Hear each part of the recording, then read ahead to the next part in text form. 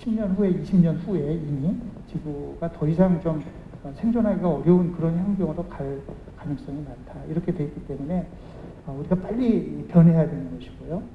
포스트 코로나 시대는 더더욱 달라진다. 기후변화, 자원고갈, 환경오염 등의 전 세계적 위기에 코로나19로 인한 경제 충격까지 겹친 상황에서 한국판 뉴딜이 해법이 될 수 있을까? 에너지경제연구원은 개원 34주년을 맞아 세미나를 열고 한국판 뉴딜의 큰 축인 그린 뉴딜 정책을 성공적인 에너지 전환과 연계시키는 방안을 모색했습니다.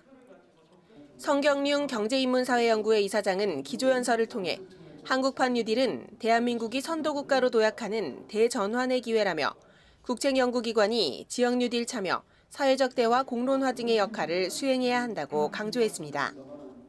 에너지 관련 국책연구기관장들은 그린 뉴딜의 핵심은 기후위기를 극복할 수 있는 에너지 전환인 만큼 국민과 함께 정책을 실현할 수 있는 사회적 합의가 무엇보다 중요하다는 데 공감했습니다.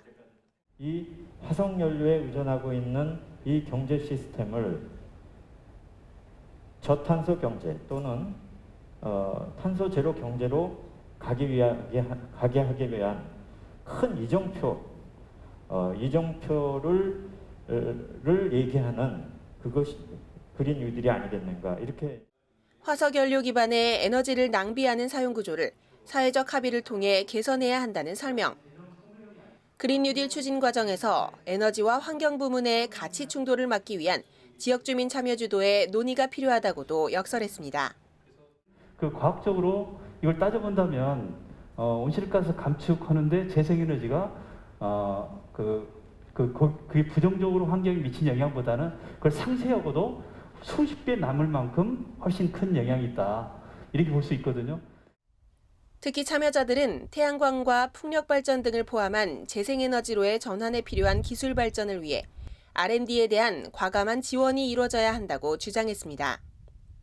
또한 정부와 기업이 협력해 재생에너지 생산에 앞장서야 한다는 의견도 제기됐습니다.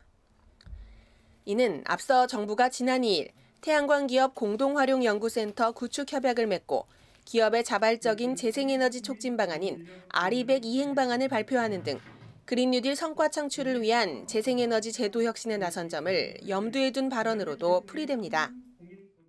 그린 뉴딜 시대에 걸맞게 재생에너지 보급 방식도 혁신해 나가겠습니다.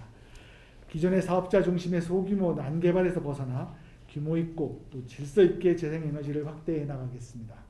특히 지자체 주도로 집적화 단지 등 계획 입지를 마련하고 기후위기를 극복할 뿐 아니라 일자리 창출형 신산업을 육성하는 등 지속가능한 사회로의 전환을 꾀하는 그린 뉴딜. 정책의 이행을 뒷받침하는 다양한 연구와 논의가 지속될 예정입니다. 채널I 산업뉴스 백가혜입니다.